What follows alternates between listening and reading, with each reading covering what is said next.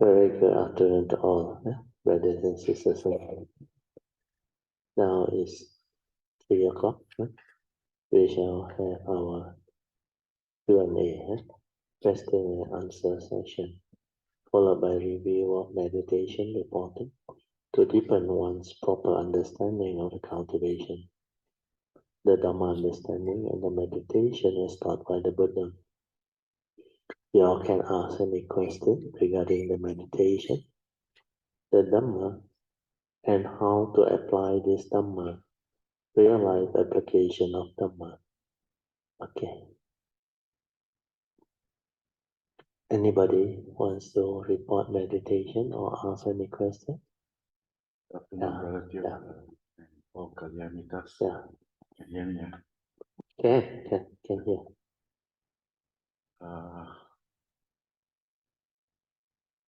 I will discuss about my meditation in general for discussion, and also some of the hindrances that can be overcome. Yeah, sadhu. So every time, every year, I think it has been since 2015. Yes. So every retreat, I treat it like spiritual checkup. Yeah. You know what you have progressed, what you need to overcome, what kind of there is a good problems that you have. Spiritual checkup. There's a new term instead of normal medical checkup. Medical checkup through the blood test, through the medical checkup, then you take action. So at least in your daily life, Yeah. What kind of problems Very good. Face, that you can, based on your understanding, you can overcome. Yeah, very good. So year by year, I suppose I have made some progress. Yeah. I'm happy with it.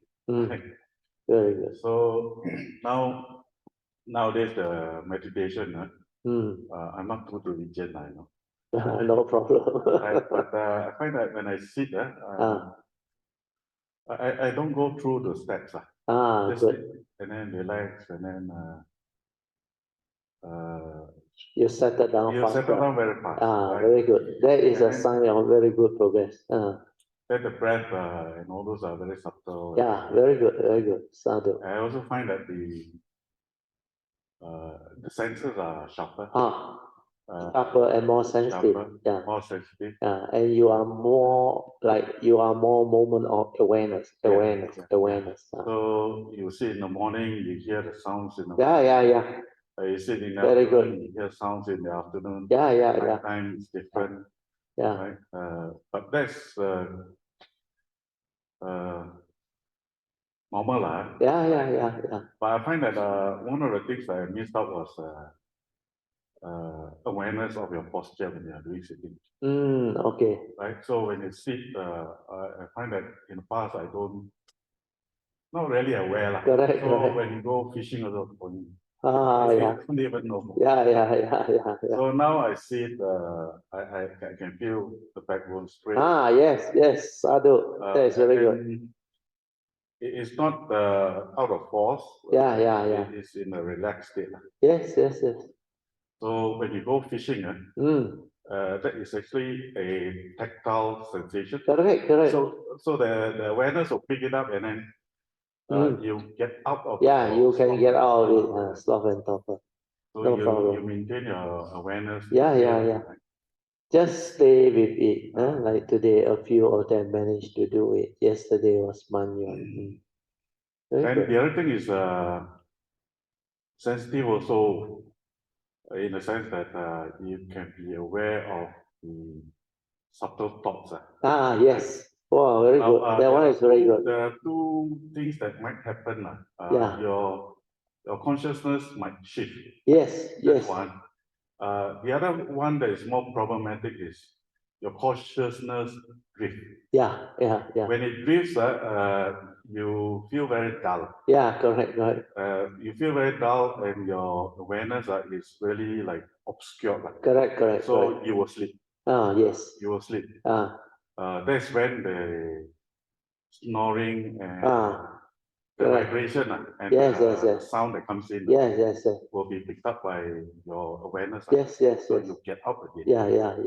Right? So the beginning stage of development is such that you go through several rounds. Correct. You will get less and less and less. Yes. But it doesn't go away totally. Later on, it can go away. Sometimes your body is just tired. Yes, because for your case, you are tired. You are tired. So, but improve a lot already. Because it's not like last time. Wow, the orchestra non-stop. Every year. Now, after a while, when he not tired, you can realize after one, he stop. Then after that, a while later, it come again, then it stop. That is very good. Well, every year I was snoring. Now my snoring. Orchestra. But this retreat improve a lot, because what is amazing is after 2 over years didn't come, and suddenly I realized he has become different now. That's why I say very good. Inside my heart, I rejoice. Because last time he go back to the room. The moment he decided to rest, sleep, wow, it start already. Not so very long. But this time different. It take a while before he go into the sleep. Then after that, they start, of course, it continue for a while. But then in between, because I was most of the time away, then I can see she stopped. He stopped. Then after a while, not long, it come again. Then this awareness that pick up, he stop again, which is good sign. Sadhu to you. And all the sharing, all these years, he has helped a lot. Have a lot. Every year, 2 cents, you can buy us. Correct. And the understanding will get minor details. Oh, sadhu, very good. Understand about that. Yeah. I used to struggle with some of the words that we use. You know, Vedana. I know. Very. In English, the word feeling is very misleading. Misleading. It can be sensation. It can become emotion, all those things. Then you use the word pure feeling. Pure feeling means not stir yet. Pure consciousness. Yes. Initially, it's true.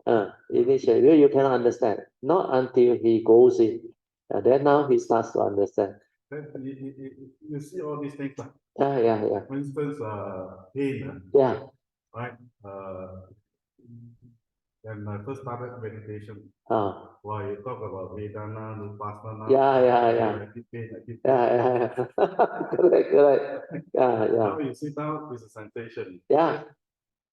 Be aware with all the sensations. Correct. You don't stay with it. Just flow with it. Aware, finish. Aware, finish. That is like aware. Keep on aware. Then the mind will settle down. It will settle down.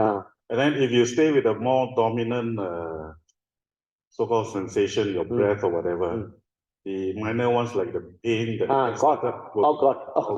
Sadhu. You know why gone or not? Where your sati take over. Yes.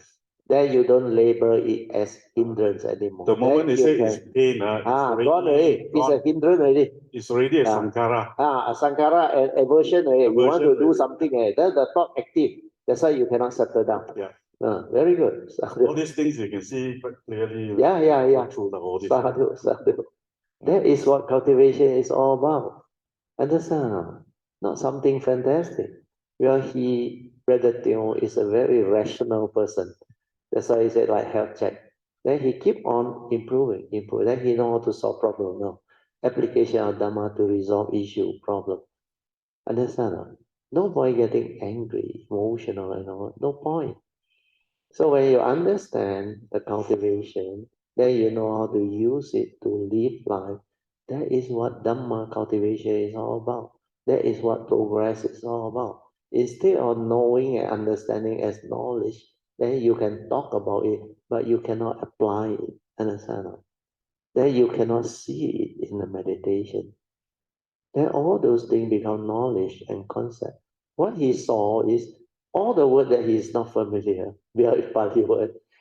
Then when he sees it in the meditation, because he patiently relax and maintain awareness, then all these things start to happen. This is the real cultivation. That's why if he can do it, everybody can do it. Understand? Be patient, relax, maintain awareness. Then it will come sooner or later. It will come. Very good, relative. Sadhu. What else? I think that's all for now. Good. Sadhu. Let's rejoin. This should be one of the good way to develop the awareness within. Then when you start to have the awareness, all these things, my teaching will fall into place. Then he will start to understand. That's why initially, forget about the word. Find out with your awareness. Find out what Vedana is, what Sanya. That's why I told you later on, once you understand, you witness it, then the mind awaken to it. Then that time the word, not important. Like Sanghara, I understand it inside out. Yeah, I know these are the movement of mind, everything. That's why I dare to use the word, everything your mind can do is Sanghara. But a lot of people follow the text, that standard few words. Yeah. Then Sanya, why they call cognition, why they call perception? It's because that is the one which is related to the memory, understand? That is the one that make you the knowing. To know what that thing is, you have to perceive it. Or you have to cognize it. That's why Mahayana use the word cognition. Theravada use the word perception. If you understand, words are not important. That's why Huineng in the what they call Six Vedya Platform Sutra, they share this part. You remember there was one lady, I think nun or one. Then one of the close friend of Huineng, I think Huineng helped her before, rescue her from the one. Then she had a lot of gratitude. Then he knew Huineng, he was a monk. So he wants to be a monk and he Dhamma very good. But he was not educated, illiterate. Then I think that nun, he was not impressed with Huineng when I think the niece or the very close relative introduced Huineng to him because she was actually reading the Parinibbana Sutta. So that sutta is a Mahayana Sutta, Nibbana Jing. So there were a lot of things that she not clear. Then he asked him. Then Huineng said,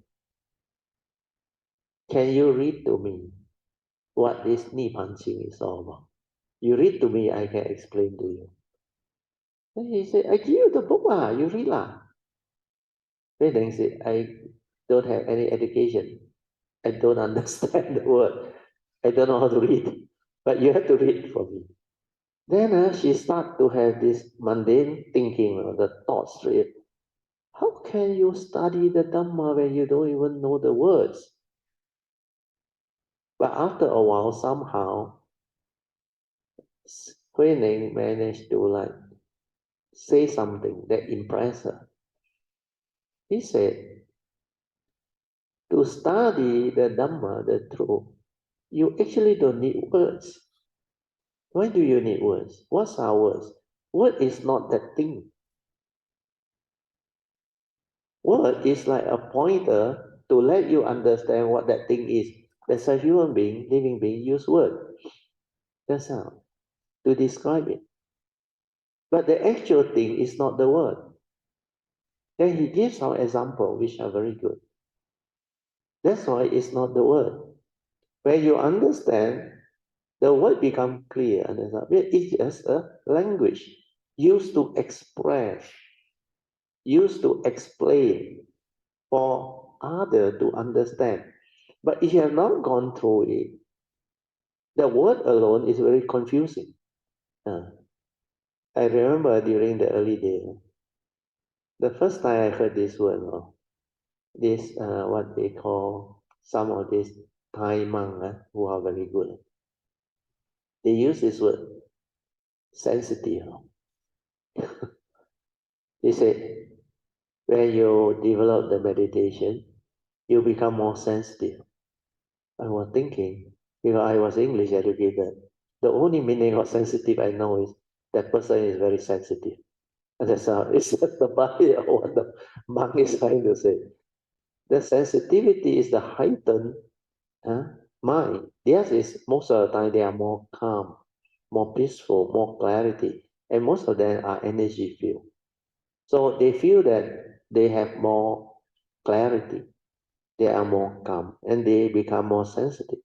So the first time I heard that word, I said, my God, meditate, then you become more sensitive. I don't want to meditate. I said, what should I meditate when I become more sensitive? If to me, a person is very sensitive, he small thing also complain on, also don't like. It's a sensitive person.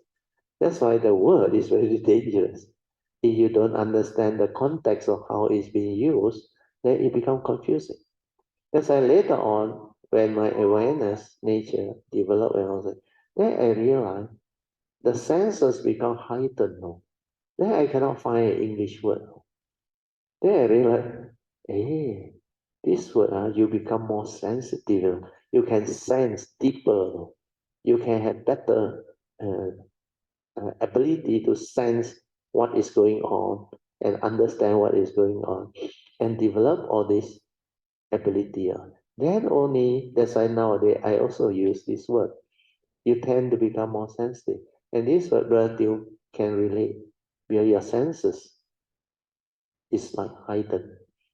Then you are more aware. That's why you have the ability. Okay? So let us rejoice. Sadhu, sadhu, sadhu. Okay, anybody else?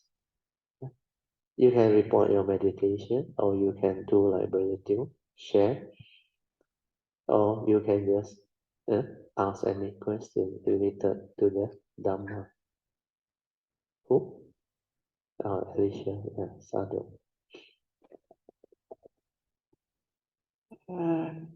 Afternoon, Practical. 其实我有这个 experience 有几次，可是就没有这么明显。今天它就比较明显，而且比较久了一点。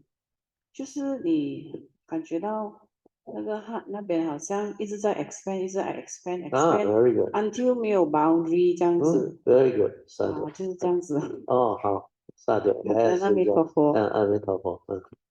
Okay, that mind is not enough battery on. Speak and see. Okay, I got battery here. Okay. I give you a battery. Yeah, it's not enough battery. We are many days we will be using it. Okay, any more? No more. Then you continue your sharing. Maya. Oh, the normal one. Then the 9-word one not suitable. Sui got brought, I mean. Yeah. You let them change the battery first. Maya, you can read. Page 150, part 2. Part 2, Heart Sutra, Lesson 29, page 77, 2.1. Sanya, perception, brings the external form into the mind while mental perception and is also called the sixth consciousness. This external form then becomes the mental form or sense data for mind to arise mental consciousness because mind is also an organ. Seven consciousness, Sankara, is likened to the mental organ, and upon contact within mind via mental activities of Sankara, triggers off the eight consciousness, Alaya, or storehouse consciousness. Okay, very good. So can you all understand this now? Yeah? Can you all understand what is this Mahayana explanation of six consciousness, seven consciousness, 8 consciousness. Yeah? Can you understand? You cannot understand, tell me you cannot understand. Man. Very good. Colin, very good. Sadhu. So I will explain this. Well, this is not easy. I have shared it in one of the talk. And that talk, a lot of people go and view. I think it's, if I'm not wrong, it's almost 3,000 overview. You see, as a human being, we have a physical body with all the senses. The main 5 senses, what are they? Our eye, our ear, our nose, our tongue, and our bodily tactile. So these are the first 5 type of consciousness. With the eye, you can see. There is seeing consciousness. With the ear, you can hear. There is seeing consciousness. Yeah, you can hear. Oh, sorry, hearing consciousness. Yeah. Nose, smell is smell consciousness. The tongue, taste is taste consciousness. Then bodily tactile is tactile consciousness. Okay? So these 5 are the main first 5 type of consciousness that the Mahayana call. Then what is the 6th consciousness? They call it 第六色. 色, not 色, 色, 色, 第六色, yeah. 眼色, 耳色, yeah. 第六色. So 6th consciousness is where the mind is. All these consciousness, you need mind, the common denominator. Understand? So when mind is there, you perceive. All the perception that you do become the 6th consciousness. Where there is another door, the brain. The brain that arises thought consciousness. So first 5 senses, you have the 5 types of consciousness. Okay, so these 5 are very straightforward, like what I said just now. Seeing, hearing, tasting, or taste consciousness, then smell. Then there is another one is tactile. So these are the first 5. Then the 6th one is actually perception or sanya. Because you have a mind. So this one is the mind's perception. So when the mind perceives, there is a consciousness, understand? That's why we have the brain. Upon contact, like the other senses, it also arises thought consciousness. So this perception, sanya, is within the thought consciousness.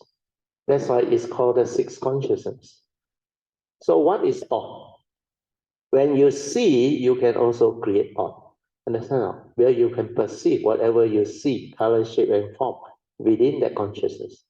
When you hear, the hearing consciousness, you can also perceive the sense data, like vibration, sound, or whatever, that music, noise, or whatever, that the hearing consciousness can pick up. So that one is all mental. Understand? That's why it's called the 6th consciousness. Then what is the 7th consciousness? This one should be first 5 type of consciousness. Okay, I changed this a bit to make it clear. First 5 consciousness. Okay. They are because of their 5 senses. From the 5 basic senses. Then after that, what is the 7th consciousness? What is it? Yeah? Sankara, yes. But why is it Sankara? Yes. 对. Sankara is where they call it the discriminative consciousness. Because what is Sankara? Like Sui earlier mentioned. When you go and think, you create duality and all those things. So this is what discrimination is all about. You discriminate. Whenever you perceive Sankara based on Sanya perceive, you create Sankara. Understand? So this discriminating consciousness, they call it the seven consciousness. But they also call this the organ. I had to put inverted comma, organ. You know why they call it the organ or not? Because this sanya, which is the sixth consciousness, this one is the sense data. This one is the sense data plus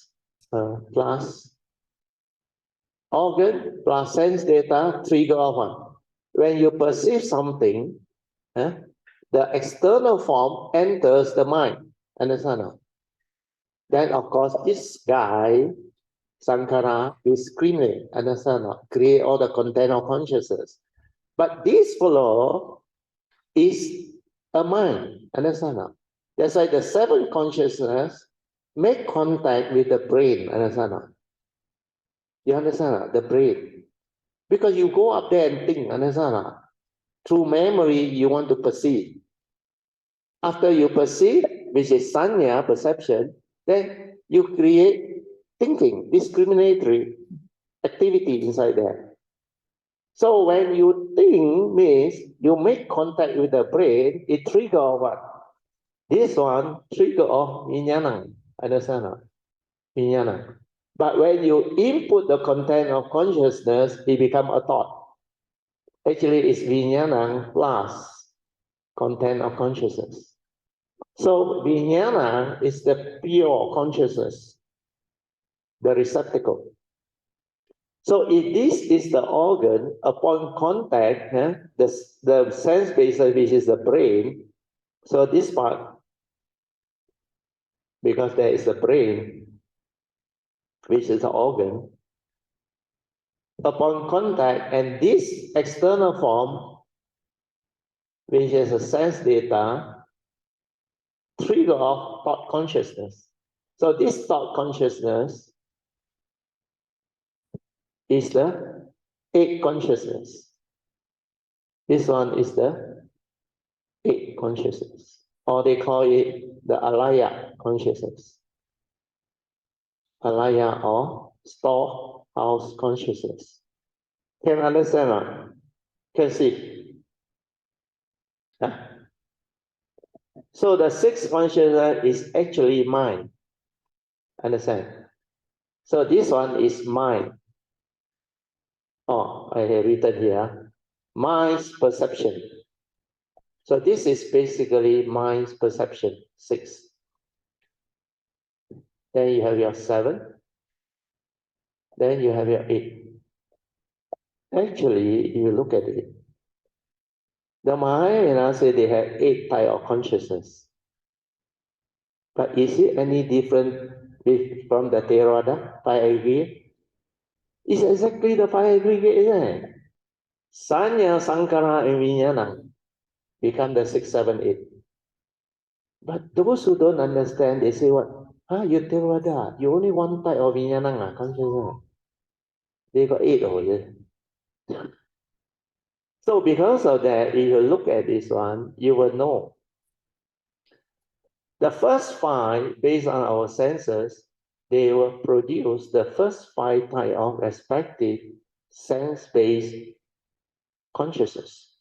Like our eye, seeing consciousness, our ear, hearing consciousness, then nose, smell consciousness, taste consciousness. Then we have our bodily tactile.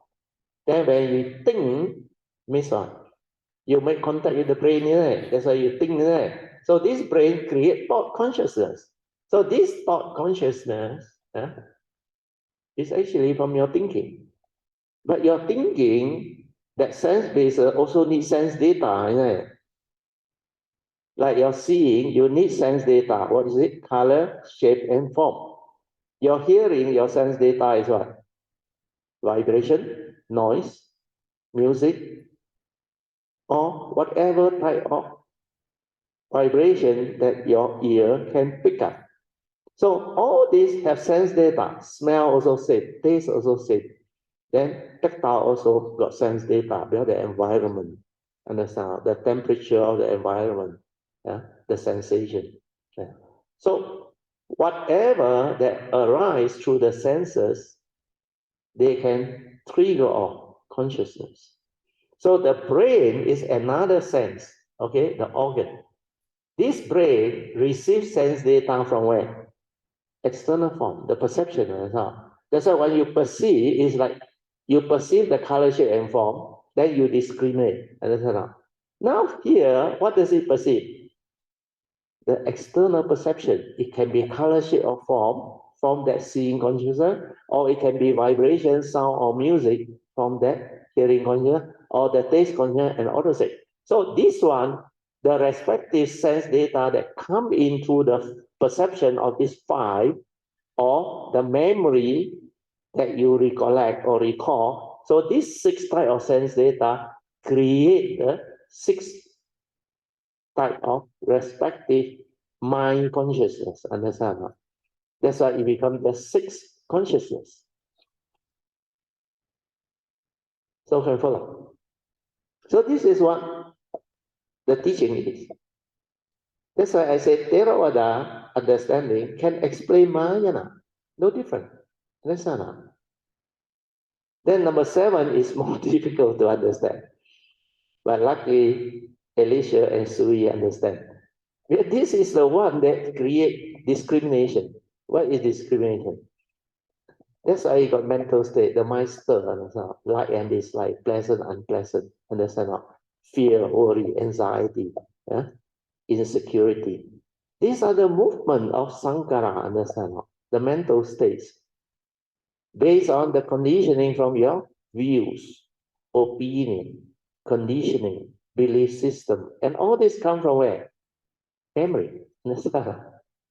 So this discriminative consciousness come about because of memory. And because of memory, which carries all your views, opinion, conditioning, belief system, and what else? Yeah? A lot more actually. Yeah? Bias. Your bias, Trauma, phobia. your phobia, your whatever insecurity, habitual tendency. Accumulated experience, very good. Habitual tendency. Then basically, what is memory? Like what Pamasuri said, your experiences, good and bad. Very draw. So from this memory, this one is your experiences, good and bad, or pleasant and unpleasant. So what do we accumulate in our memory? Our experiences there. Everything you go through in life, you accumulate it. Then you retain it. So these are all the rubbish inside there. No? These are not truth, no, not Dhamma. No? You accumulate views, opinion, conditioning, belief system, bias, phobia, insecurity, habitual tendency, and many other things. So when you see all these, then you realize acting according to memory is not acting at all. True or not? So I better write this down in red. Huh? So because of that, acting according to memory is not acting at all. So now you understand. Like the word alaya consciousness is store consciousness. Understand? Store means what? Keep where? Keep where? Karma. Keep in your karmic nature. Understand? So this alaya consciousness is also called the storehouse consciousness. It's also in your karmic nature. Understand? I give you an example. This is not a karmic nature. This is the consciousness that arises, gets stored in the karmic nature. Understand? Give you an example. Yes. Use the mic.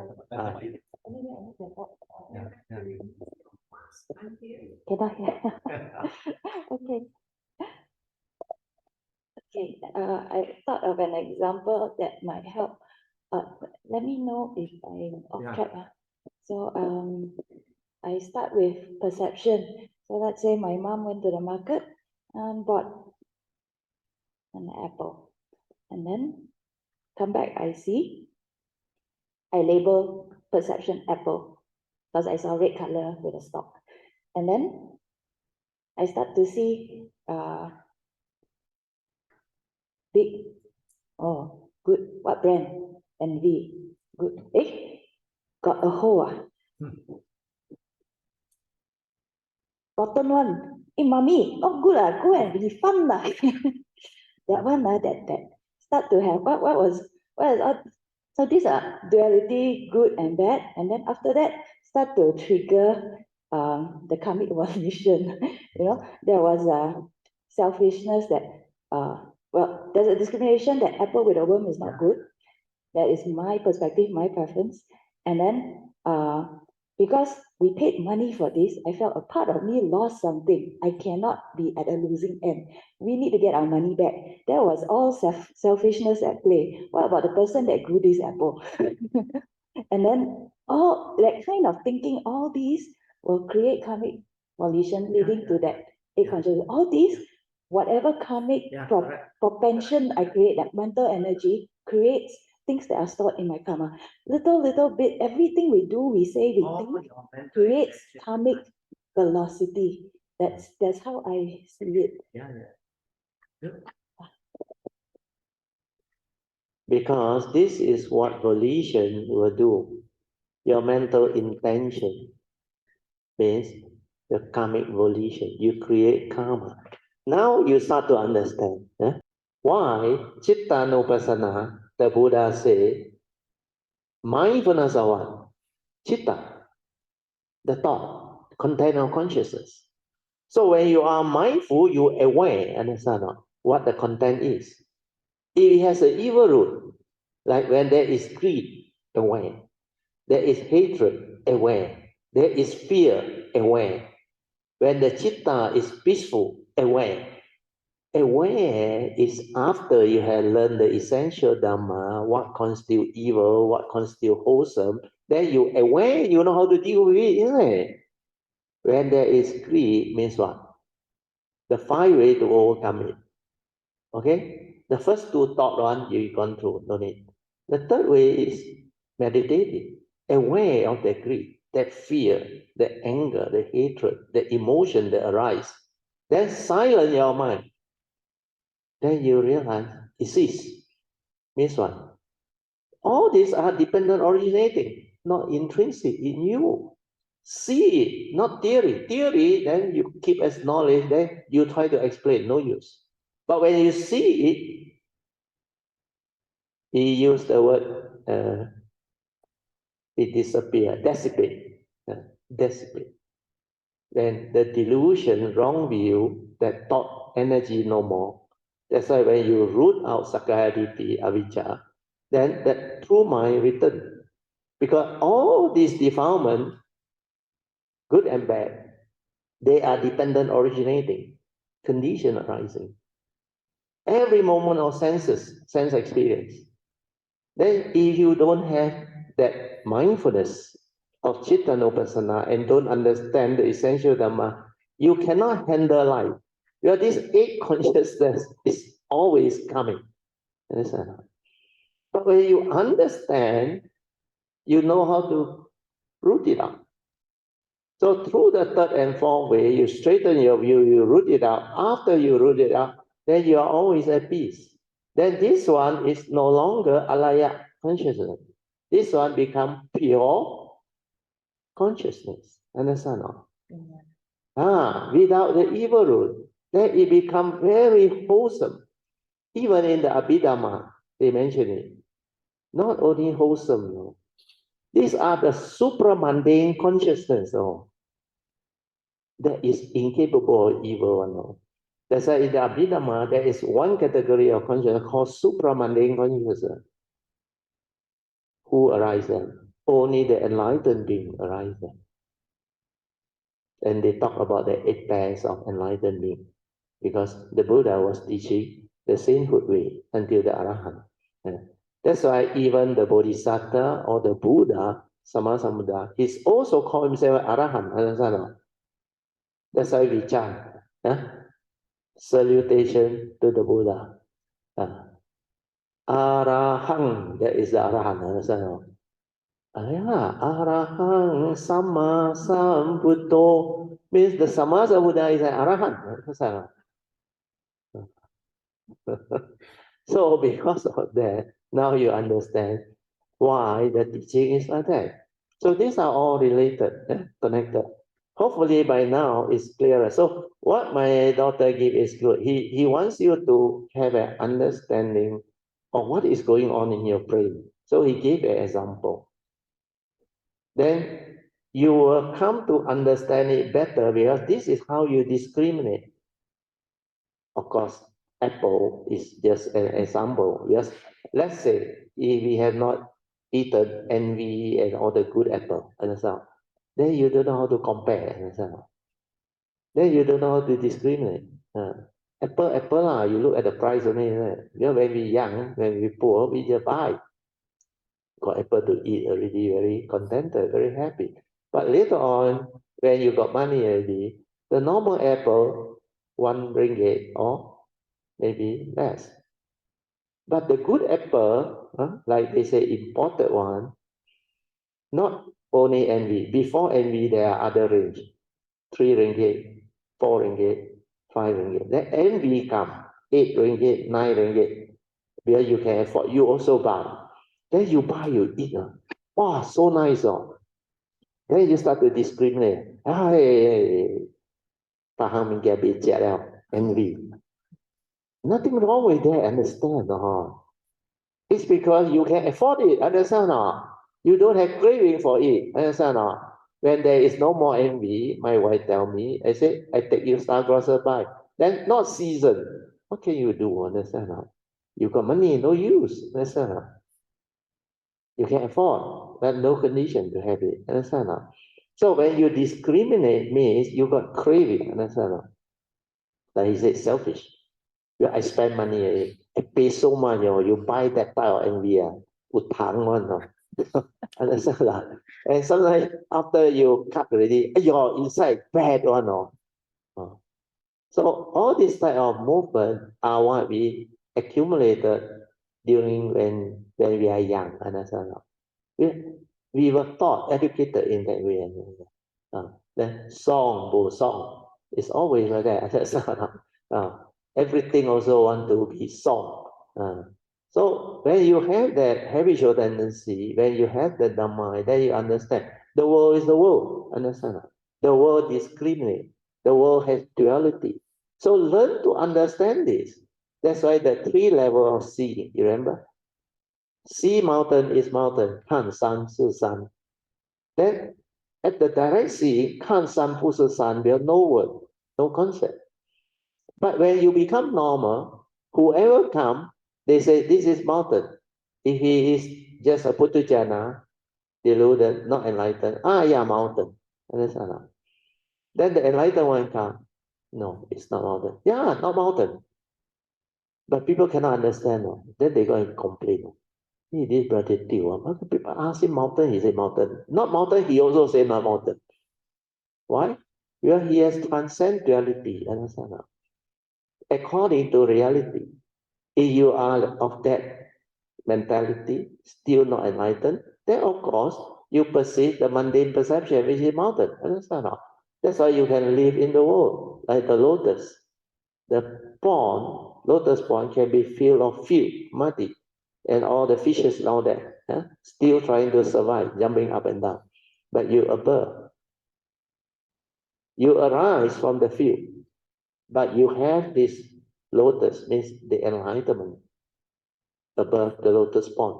Means you can live within that filthy pond, which is samsara, the conditioned world. That's why you look at all these statues, you realize the lotus down there. They are sitting above the lotus. So that is the Mahayana terminology or analogy. Because lotus symbolizes what? Enlightenment. Yeah? Above the lotus pond, you transcend the existential world. but they have the karmic precondition for my mind. That's why they come. That's why that lotus is from that pond, the filthy pond, within the existential world. So 8 types of consciousness is nothing special. Understand? Basically, is Sanya, Sankara, Vijnana, and the first 5 sense organs. Okay. So 5, 6, 7, 8. Okay, it's actually 5 aggregate of form and mind. Everything you want to know is the 5 aggregate of form and mind.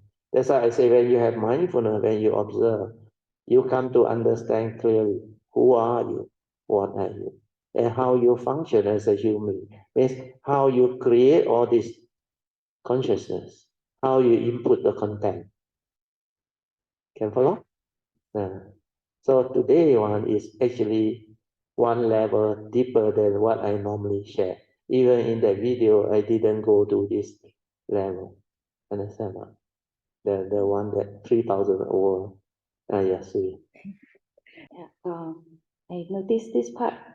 I can also use this to show, pertaining to the topic we discussed about the evil root, the danger of not rooting it out, how the mundane mind can be a cobra at this point, because the negativity that we can cause here is can become severe when we start to say, hey, where you buy this from? The shop, I come, I tell all my friends, don't go there and buy. The apple there not good.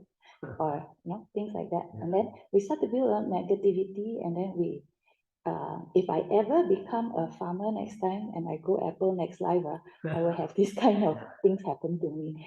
The other way, so this is how the mundane mind can become a cobra, very dangerous. We don't see how poisonous it is. On the other hand, if I see, okay lah, I buy so many apple, only one spoil, I have gratitude. How many months it takes to grow one apple? I mean, it's already all fully grown, plucked, shipped to me already in my house. I got affinity to receive this. It's my karma to have one bad apple in the ones I buy. I accept this. Have gratitude that maybe at least half still can eat. See the good side of it. There's always 2 sides to the coin. I was only seeing all the bad one. And if I have all this positive gratitude, I still say, oh, thank you, mommy. I can still continue and don't complain. All this wholesomeness will turn the whole situation around. Then if I had that karma that was gonna flower also, it wouldn't flower and proliferate further. It doesn't turn the wheel that samsara doesn't continue. It stops here, payback, and then in the future, if I ever become a farmer, I have people that appreciate what I grow and sell. But this is one way I see it. Okay, let's rejoice. Because what Sri did is she bring out this type of day-to-day example that can relate to your understanding life. And this is just one of the simple example. A more severe type of example is like when you see somebody you don't like, through memory or something, then what happened? What happened? It will condition you. You see somebody you don't like, you avoid the person, go elsewhere. You avoid use because you still have the problem. You haven't rooted it out. What I mean is, most people, when you see there is aversion, there is anger, there is hatred, then the memory recollect through Sanya and Sankara. They recollect what? This guy, shit guy, last time, snake me, swindle me, did all this to me, and now he got the gut to visit me. So what you create? The negativity through one bias. Will you perceive him negative based on what? Memory, based on the past. He may not be what he is anymore, no. Maybe he come and apologize to you, no. Give you gift also, you know. But that perception creates that negativity of karma, Every thought is a consciousness, alaya. And it's stored inside there. Then by the time you realize his true intention is different, you suddenly like, oh, lucky. Actually, he came to apologize. And then you have joy again. But that negativity you create is coming. You reap what you sow. Means what? In future, you go and visit other people, you also kena the same thing. He will perceive your negativity. Sometimes they don't even, because they didn't hear you explain. No. They don't even want to see you. No. The moment you reach the gate, you come for what? Understand? Take it out. Understand? So this is what karmic is. You reap what you sow. Everything you say and do come back to you. Understand? A Swiss example is very mild, apple only. The worst case scenario is instigate the mother to go and get back the money or change. Then that fellow sell you also go solve. Get angry. But my wife won't understand. Every time she say this one, very good, you all should learn. Họ làm cắt tóc béo kín, mai cắt tóc làm. You know the meaning or not? Yeah, let people cheat you, never mind. Don't cheat people. You always like that. That's why she don't have to go through all those things. Then after she understand the Dhamma, she develop more and more this. I always say she very good-hearted fool last time. Because kind. Everything also think of others, But I say, if you don't have wisdom, people take advantage of you, make a fool out of you. That's why he learned. And she learned she has this good nature from the past because she is the one that do her duty well. That's why her life is good. Do her duty well, then she don't cut out lang. Understand? Take advantage. She cannot. She got a lot of criteria. Every time you offer or give it something, he will think of how to buy things for you and give her. Then to the brother, the sister, he also want to give her. I mean, that is her past, her nature. She is not the selfish type one. So every human being is different. So from this, you understand. People are just the way they are. Why people think that way? Because of the conditioning, the belief system, your education, how you actually develop all those into views, opinion, conditioning, and habits. Then your phobia, psychological memory, your anger, your hatred. Why did you go and accumulate? Then when you accumulate, what happens? Like just now I asked you, is there a thinker behind the thought? I already explained it. There is no one. Why? That person will tell you, hey, I want to think of him, I think lah. Why you say I don't think? Why you say no think? But when we are mindful aware, you can see. Actually, even Sue, you also can see. You go to the brain first, understand? And what is brain? Brain is memory. That memory he recollect. Oh, this guy, understand? Then, oh, I know him, Kok Lun, understand? Then he start to think, oh, Kok Lun, last time he very kind, he come buy cake, buy the good cake from the bakery. My wife also will know. So all this thought that we arise is not a thinker behind, understand? It's because of that memory that it conditions you to recall the memory what he did. There is no one inside there to create that thought. Do you understand? See that with awareness. Then you know how you function as a human being. That everything is dependent originating. No memory you think you can cognize him. You can create all the thought. The baby newborn, you ask him to think. He cannot think. Understand? So all these are very easy to understand. But if you don't have the understanding, the basic awareness behind, people talk to you like that, very logical. You cannot counter, no. Yeah, I think I got thinker behind a thought. I also think, understand? But thought is respond to memory. Without memory, how did it come out? That's why I say Krishnamurti is very, I saw that. Then I know it's not a person. That's why they say there is a soul inside responsible for your seeing, your hearing as well. The Christian got that teaching. He said the soul is responsible. That one like God inside there. God give you that ability. No, you are a scientist, you will know. Everything is like the physics experiment, very natural. But you don't have mindfulness awareness, you cannot see. Understand? So these are clear now, huh? Yeah. Color? Good for you, huh? So the first time he entered, follow the fool. No, the fool, which last time come for 3 days. And he can absorb. He very sharp because his work as an engineer. He got a 打枪 at the side. That's why a lot of people observe, you act very fast. I say, yeah, my daughter observe. You help a lot of people and you have the understanding. You are like very organized.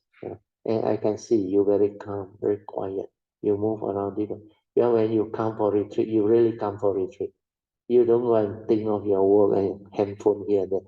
I don't see that. So everyone is different. When you are mindful, you're aware, you can understand. Then like Brother Tim, the day he say, then you know what he go through. That's why Pamasuri also know. In the house at one of the dinner, I think, he said, Brother Tim tiam one, but got something inside there. She also know, because husband and wife share know.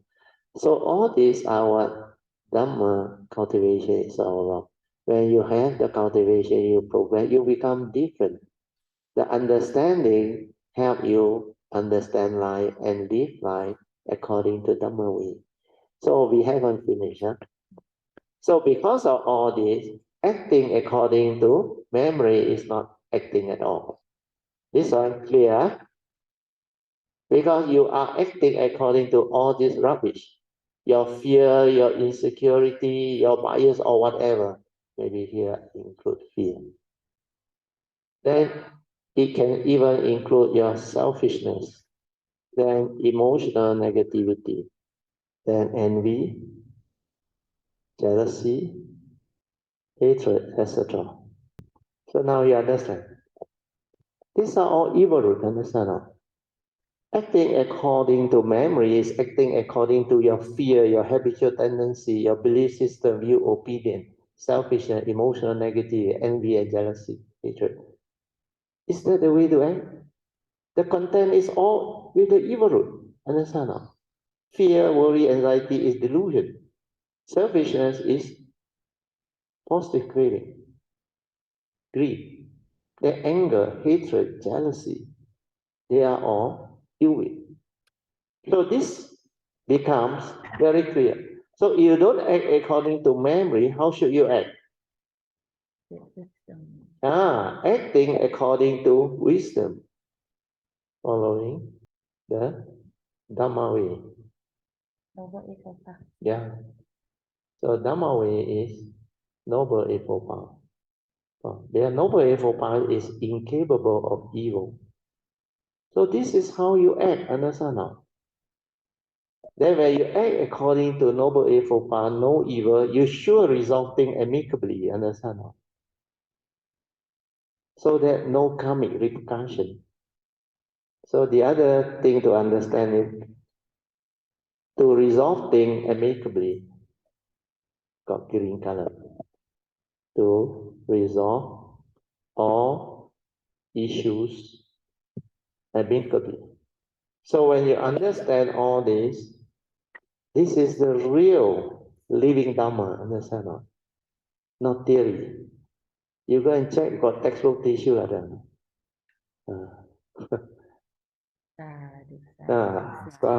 Sadhu. Because if you see awareness how it happened, then you understand all this. Nobody taught me. Understand? Okay? Yeah. Alicia, right?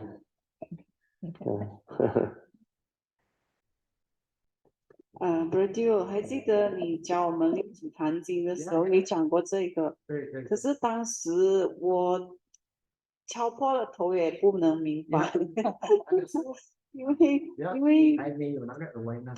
对，所以现在你今天 explain 了，哇，原来是这样。所以他在六祖坛经里面有讲，他说就是说这个8个兄弟一个台哦，其实那个5个在外面是做买卖的，就是那个对，然后一个就是在家就把账开，就是那个 perception，然后在家那边，然后第7就是他说很伶俐的，很聪明，就是他一直在discriminate 对。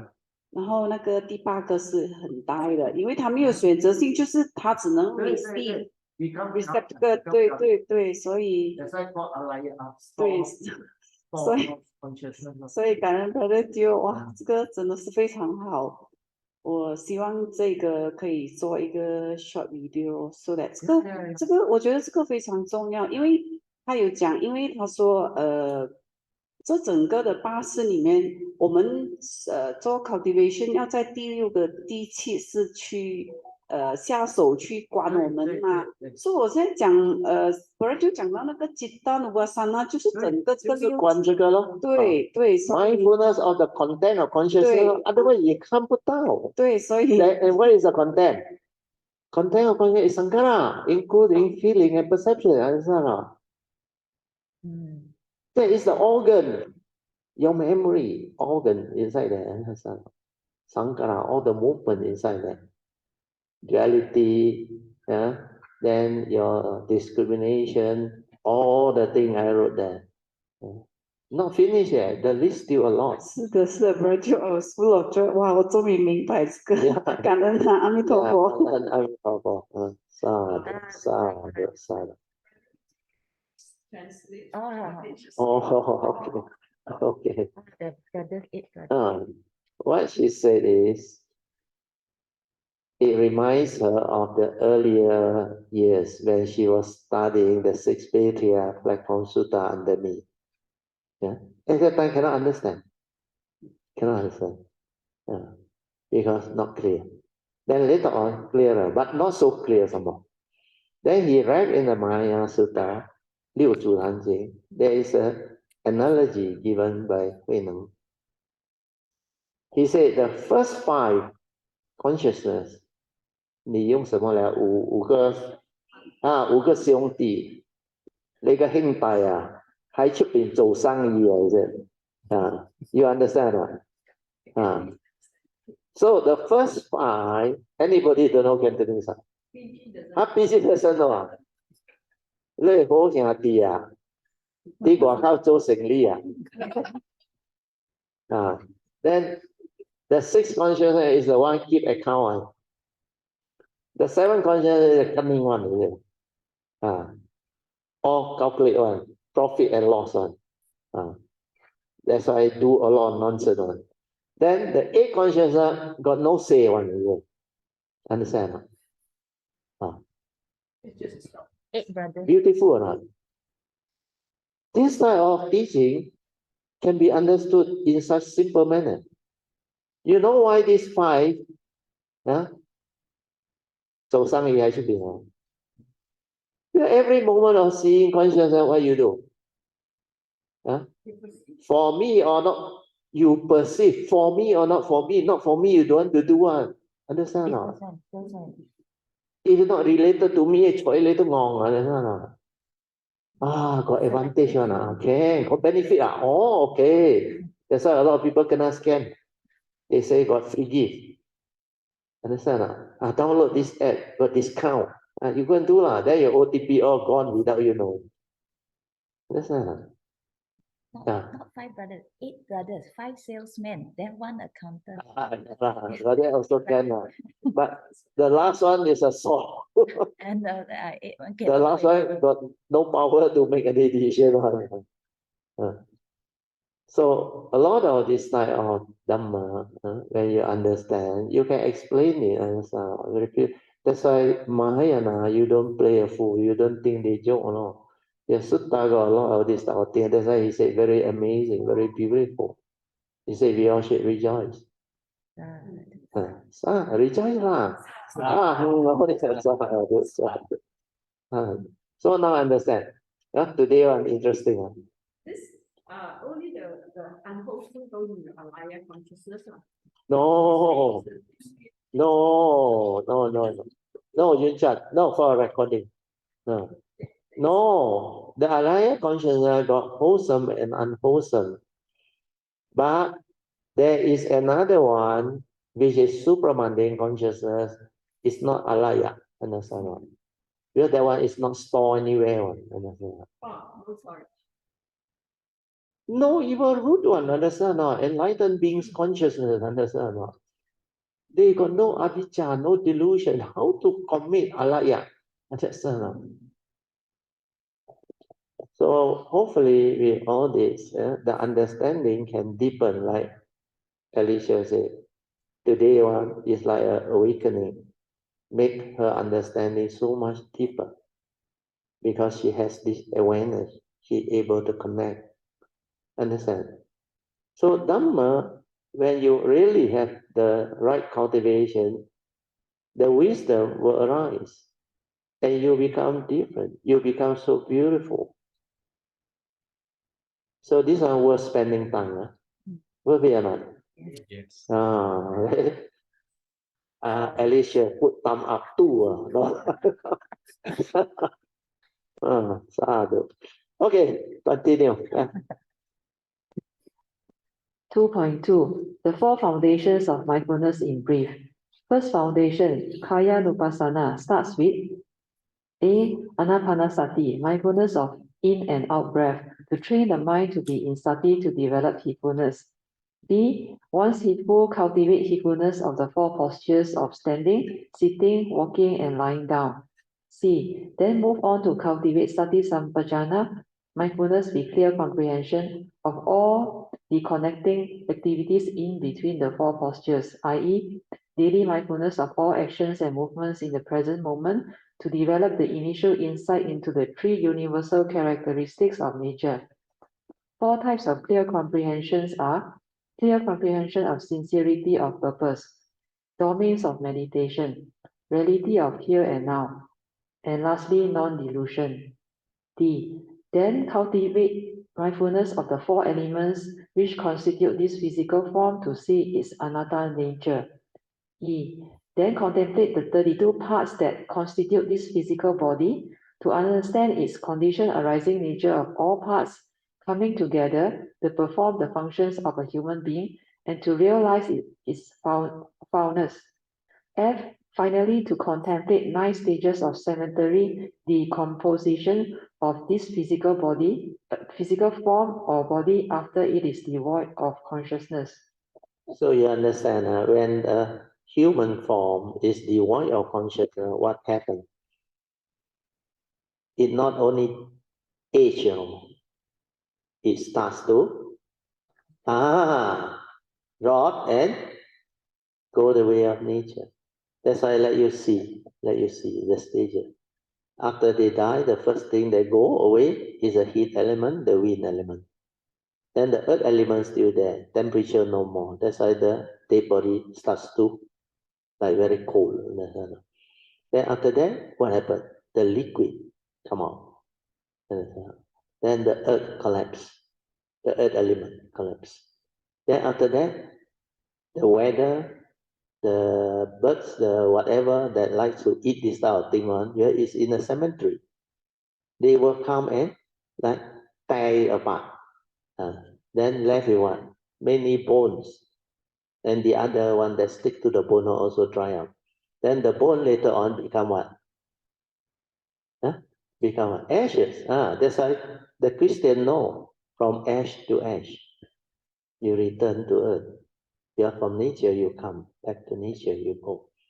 So when you see this, those that are so attracted to the form, like the lust and all those things, you straight away with the awareness, you see, this one is like robot, and that's not.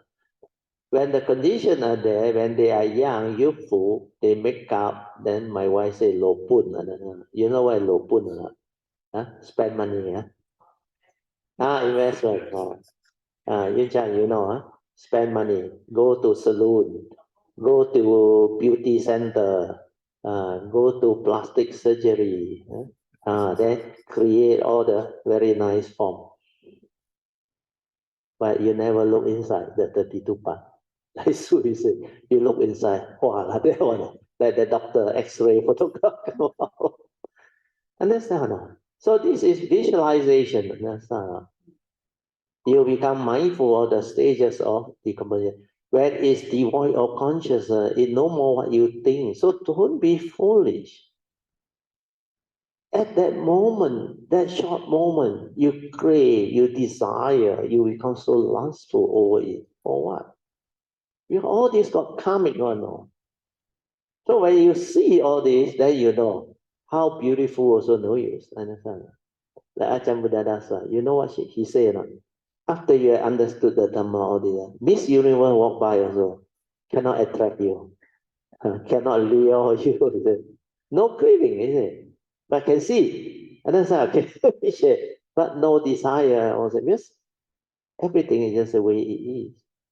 And all these beautiful ones, Padamina, not all, most of them, you know Einstein and the dancer. No? The story of Albert Einstein and the dancer, you don't know. After Albert Einstein became very famous, E equals MC square, then he got the Nobel Prize. He went to the pub for a drink. Oh, then the dancer recognized him. So everybody said, Einstein is here, Einstein. So the dancer go and dance in front of him very sexily. Then you know what he told Einstein? How nice if we get married. Why? The children come out, got your intelligence and my beauty.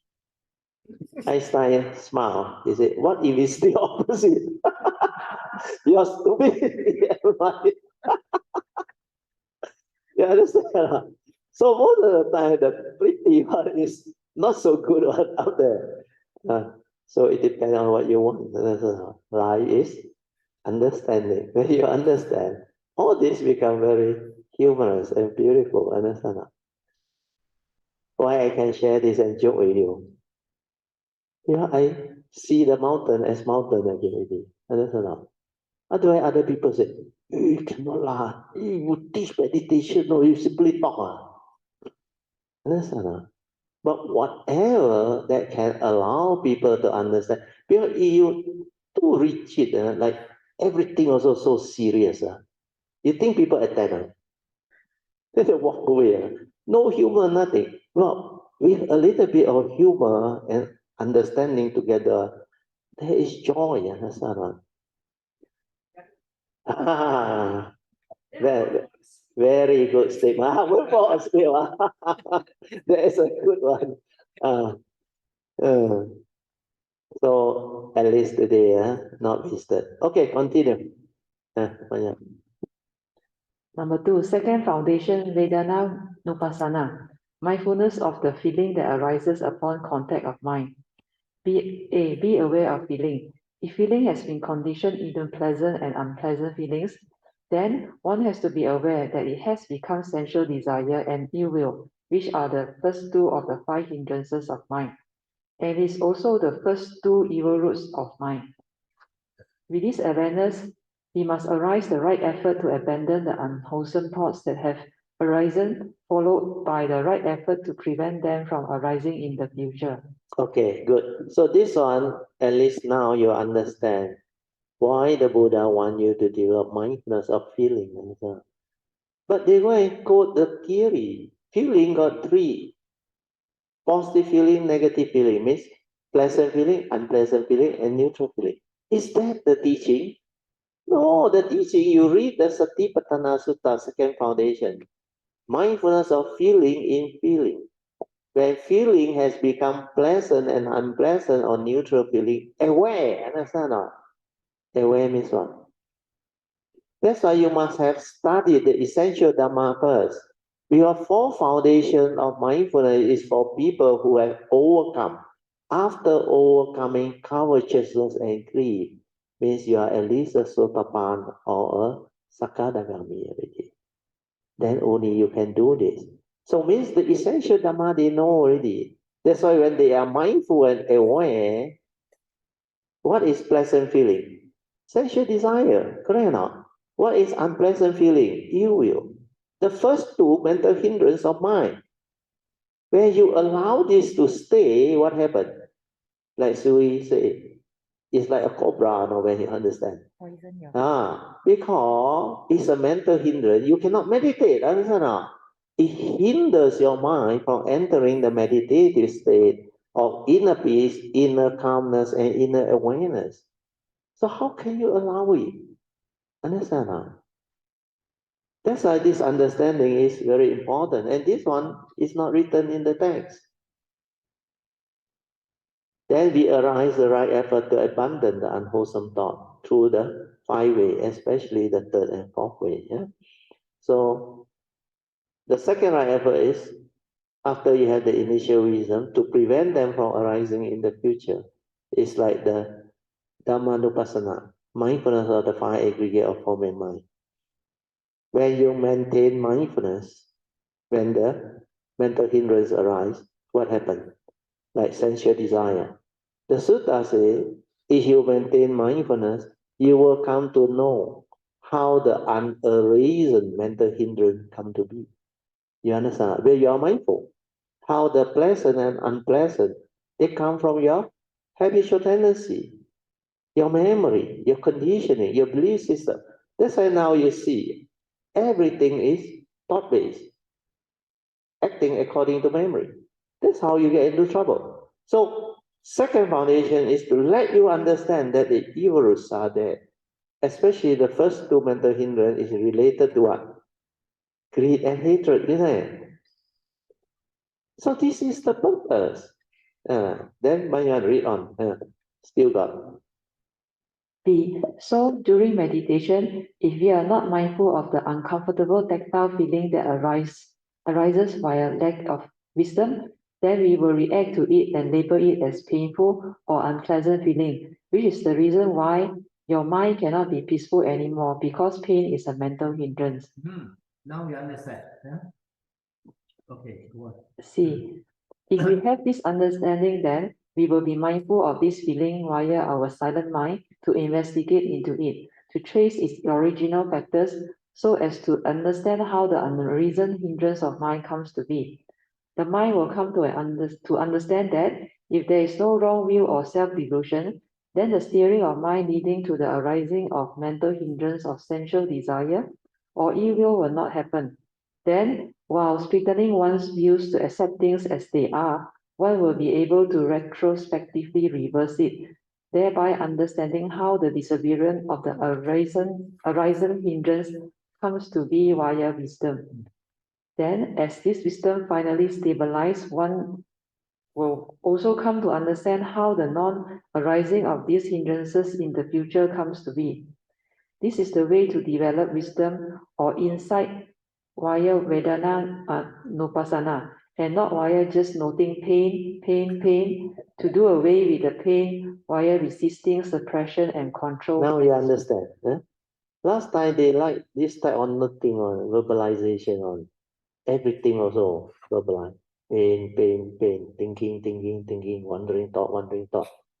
You create more thought. Then you create mental hindrance without knowing it. And you say this is vipassana. You understand? They say they do vipassana. Who do? They don't know. But the thought is actively doing all this type of thing. And they cannot understand the true Vedana Nupassana, the 4 foundations. Okay, we move on. Good. D. To go deeper into the investigation, we can also inquire as follows. Before this unpleasant feeling arises, there was none. Hence, the awareness of this feeling transforming into mental hindrances can bring about an understanding of how the unarisen hindrance comes to be. How come I have this reaction of mind to those mental perceptions that I come to perceive via my seeing or hearing or thinking, thereby conditioning the feeling or sensation into mental hindrance of sensual desire or ill will? It is because of one's conditioning to reject unpleasant feeling, which is a negative craving, hence a wrong will born of habitual tendency. If you can be at peace with what you perceive via acceptance of what is, then there is no more wrong will. Then with this right view or right understanding, one can just let things be and then silence one's mind to relax into it. When you do not react or grasp and cling onto the sensation with aversion or wrong view, then what happens? The hindrance is no more there. So the mind that accepts the reality of that sensation without reacting to it can be at peace with it. Hence, the mind can relax into it and the sensation will become normal and peaceful again. The lack of peace comes from your reaction of mind to try to do away with that unpleasant sensation that you had labeled via your wrong view. Now you understand, huh? This is what Brother Tim Kim do know also. The understanding will surface, understand? Huh?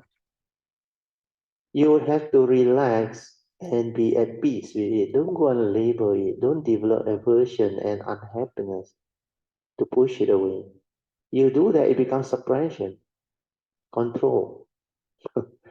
Who suppress, who control? The thought suppress, the thought control. So now you understand, huh? Okay, go on. Meditation is to develop the wisdom to understand and then act with right view following the Noble Eightfold Path, which is incapable of negativity, to resolve all issues amicably instead of reacting to them via delusion and wrong view, thereby creating more negativities in the process.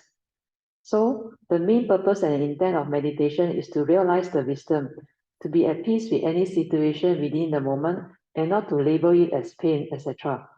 With no more aversion, then only can we accept the reality of the moment and to understand that it is because we do not know how to relax into it, causing the qi flow to be constricted, thereby causing that unpleasant sensation. This is what you should do. You don't have to resist, suppress, and control it. Okay. Third foundation, Chitta Nupassana. A. Like feeling here, we go deep into the content of consciousness to be aware of its evil roots of greed, hatred, and delusion, and various states of consciousness, etc. When the content of consciousness has greed, one must be aware to deal with it as above so as to develop the wisdom to free the mind. So when you know that there are evil roots, you apply the third and fourth way as taught by the Buddha to retrospectively remove that wrong view. Then you become normal again. That's how you develop wisdom. Okay, fourth foundation. Fourth foundation, Dhammanupassana. Its first category of cultivation is A. Mindfulness of the five hindrances of mind, followed by B. Mindfulness of five aggregates of form and mind. Then C. Mindfulness of the six internal sense spaces and the six external sense spaces. The 18 sense rhymes to trace its original factors and then retrospectively reverse them via wisdom. Then D. Mindfulness of the seven factors of enlightenment, followed by the final cultivation of E. Mindfulness of the Four Noble Truths to realize the enlightenment in the here and the now. Once enlightened, there is no more delusion, so one will never be deluded by the five aggregates of form and mind anymore. One doesn't have to suffer anymore. One will know how to use the karmically conditioned form and mind to truly live the noble life wonderfully and meaningfully, following the Noble Eightfold Path, thereby becoming a blessing to all. This is the reason why the Heart Sutra said, true emptiness is wonderful existence. Part 3 Meditation 3.1. Understanding what mindfulness or sati is very important. Sati is before the knowing, just an awareness within the moment without thought, i.e., phenomenon and mind as one without thought, like anapanasati or mindfulness of the in and out breath. Just feel the breathing and then mind and breath move as one, in complete synchrony without thought, following the Buddha's instruction.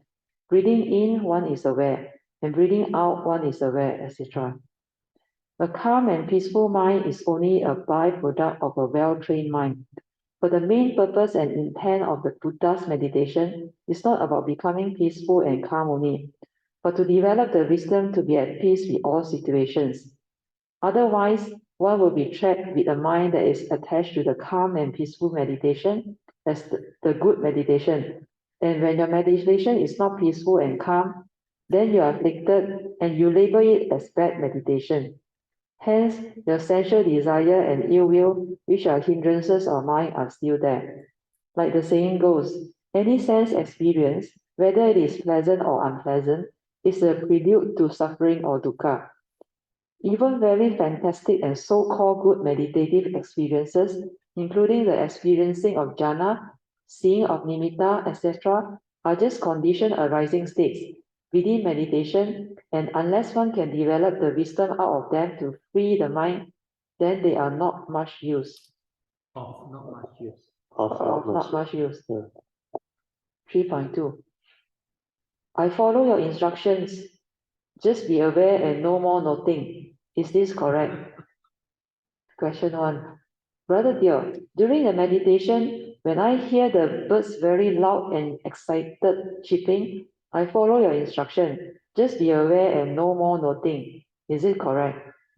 Brother dear answered, it is very dangerous to do that because when you quote me and follow what I say via your own interpretation of it without proper investigation to develop your own understanding, then you become gullible.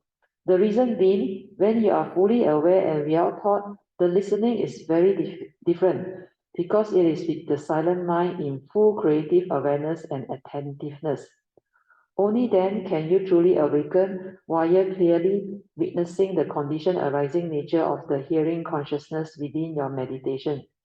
This is not as a concept or a theory, but truly realizing it during the meditation.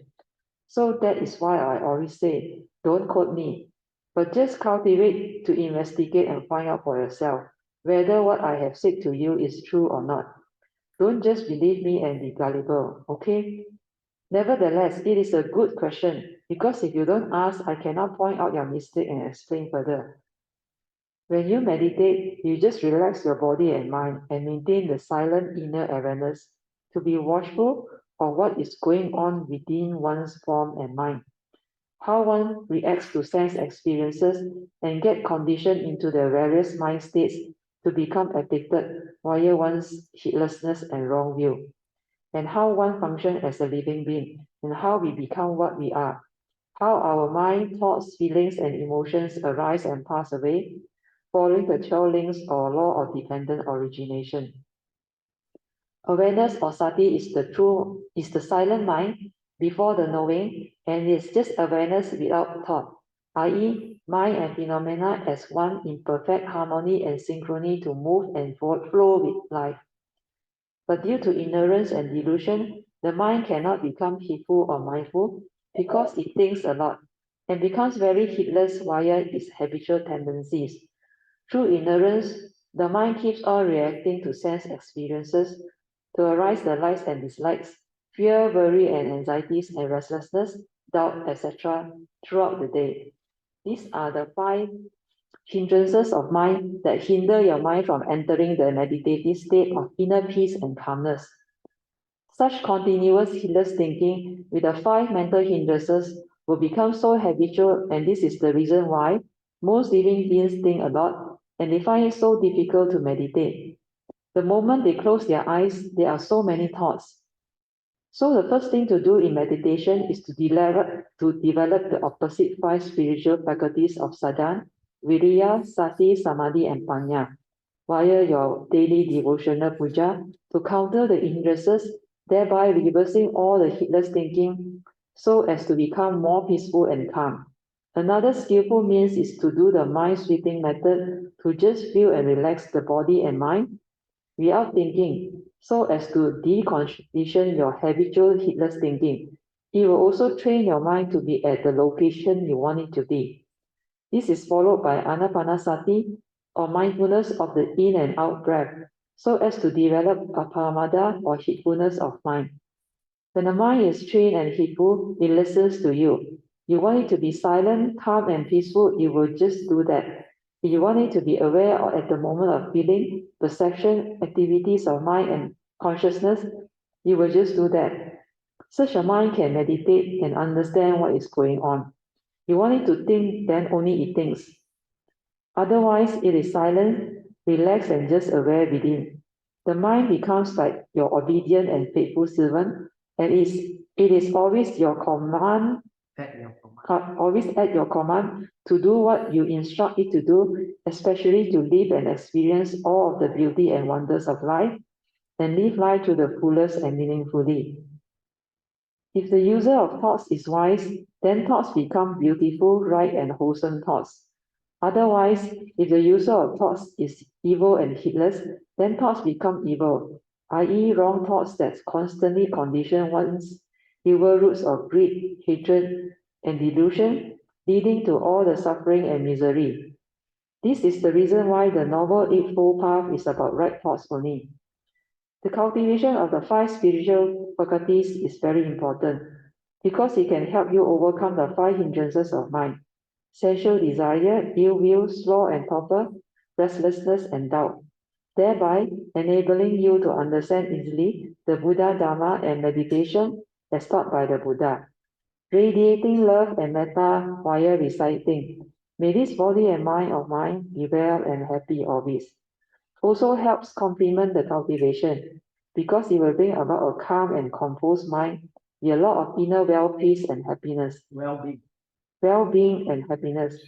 And these positive mind states of good vibration will help improve and strengthen your immune system.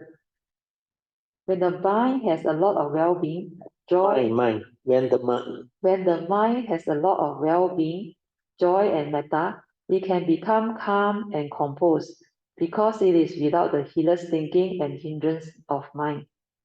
Hence, it can be helpful to develop the meditation, especially after a stressful day. If one can meditate to bring about inner peace, inner well-being, and inner clarity of mind to develop the wisdom, then one can be in a state of constant, relaxed inner awareness, with a lot of inner peace and joy always. 3.3. No, continue. I had to go to the washroom. 3.3. Meditation involves 2 important steps. The first step is to train the mind to be heedful or ever mindful via deconditioning one's habitual heedless thinking.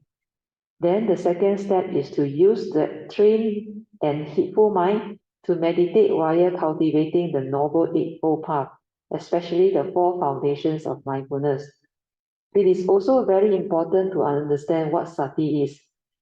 Also to understand that vipassana is not a knowledge that you can practice or learn via thought-based meditation, because it is an insight or wisdom that has to be awakened to via the direct seeing without thought.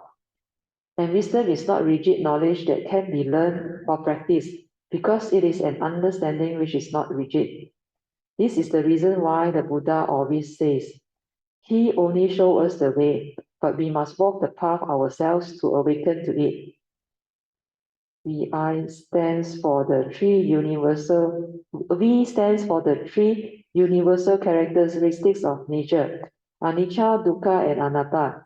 And pasana is to insight into.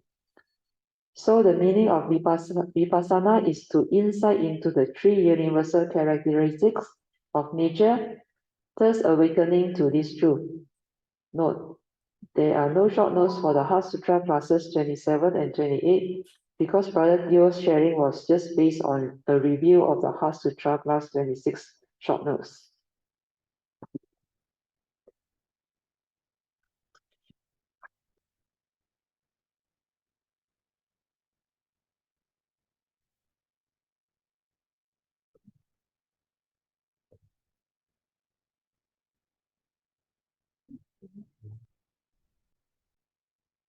The 32 Heart Sutra class and meditation class. Part 2 Heart Sutra lesson 32, the emptiness of the 18 fields or 18 sense rhymes, page 78. 2.1. The 18 sense rhymes consist of the 3 sets of 6s. First set of 6 refers to the 6 internal sense bases or organs, 5 physical and 1 mental. Second set of 6 refers to the 6 external sense bases or sense data, and the third set of 6 refers to their 6 respective sense door consciousness. Understanding these 18 fields or 18 sense rhymes can lead to the understanding of how you know the world and how you interact with the world, plus how you function as a human being, leading to the understanding of who are you and what are you. It is important for us to understand what Sankhara is. Sankhara is the content of consciousness or everything that your mind can do, including the aggregates of feeling and perception. It includes all of your mental movements and activities like mental states, intention, planning and scheming, formations, conditioned views and opinions, etc. The consciousness aggregate is the pure receptacle. Consciousness and its content becomes the thought, which is the mental five aggregates of form and mind that the Buddha referred to under his final summary of the first noble truth of dukkha, in which the Buddha said, in short, it is due to one's self-delusion, Sakkayaditthi, that conditions one's craving and clinging to grasp onto these five aggregates of form and mind that he called dukkha. This is due to self-delusion. Living beings tend to cling to their physical form, mental feeling, external forms that they come to perceive with every movement of consciousness, their mental thinking and mental consciousness, taking them to be real and calling them the I and the me and the mind, leading to all the suffering. Take for example, when one perceives their loved ones, good friends, colleagues, or pets or various prized possessions like their property, money, and wealth, etc., and grasps onto them, then what happens? The fear of separation or losing them can arise if we don't have the wisdom and deludedly perceive them as really belonging to us. Once you attach or grasp to them, you can be afflicted and you will become very fragile and vulnerable. It is due to delusion that conditions you to grasp and cling onto them because you fail to see their impermanence, suffering, and anatta, or non-self nature. All sense experiences and phenomena, no matter how alluring, are a prelude to suffering because they are of the nature to arise and pass away or cease, so they will separate from you. Without wisdom developed via heedfulness, one will not be able to accept this reality. One must train one's mind to be heedful or ever mindful to cultivate the Noble Eightfold Path and the four foundations of mindfulness, leading to the enlightenment via realization of the Four Noble Truths. 2.2. The fourth foundation of mindfulness, third category of cultivation. Mindfulness of the 6 internal sense bases and 6 external sense bases is related to the 18 sense rhymes and the 12 links for dependent origination and the fire summon cultivation. In the fire summon, the Buddha taught, how can one achieve liberation from suffering through detachment from the 5 senses and mind consciousness? In this discourse, the Buddha described the sense bases and resultant mental consciousness or phenomena as burning, with passion, aversion, delusion, and suffering. Seeing such, a noble disciple becomes very disenchanted with this passion and thus liberated from the sense bases, thereby achieving arahantship. This is described in more details below. Thus have I heard, on one occasion the Blessed One was living at Gaya. At Gaya Sisa, accompanied by 1,000 bhikkhus, the Buddha proclaimed, Bhikkhus, all things are burning. Sabba bhikkhave aditam. Sabbam bhikkhave aditam. What bhikkhu are all these burning? The eyes, bhikkhus, is burning. Visual forms are burning. Visual forms, sense data received by the eyes are burning. Eye or seeing consciousness is burning. Eye contact is burning. And also whatsoever feeling felt as pleasant or unpleasant, painful or neither pleasant nor unpleasant, painful, that arises with eye contact, that too is burning. With what are they burning? Burning with the fire of lust, passion, lobha, with the fire of hate, dosa, and with the fire of delusion, moha. I say it is burning with birth, aging and death, with sorrow, with lamentation, with pain, with grief, with despair. Okay, I have to explain a bit. You see, this is a fire sermon. The fire sermon is very powerful. It seems it's recorded in the Sutra. During that time, millions become enlightened. You know how the Buddha teaches, but these people, they love the monks who follow that sect. They like to worship the fire, and that's all. That's why he used the fire as an analogy, fire summon.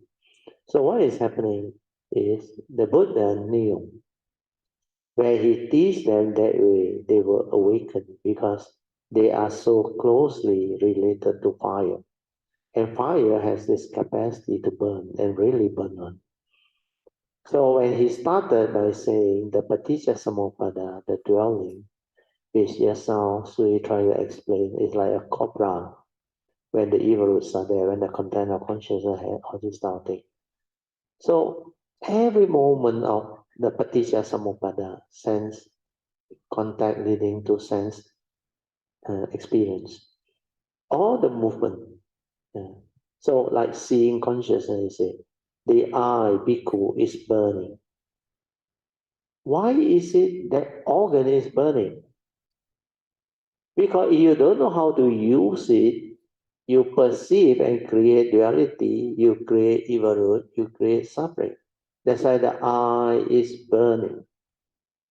Then the external sense data, visual form is burning. With every stage of the 6 internal sense bases and 6 external sense bases, you see them.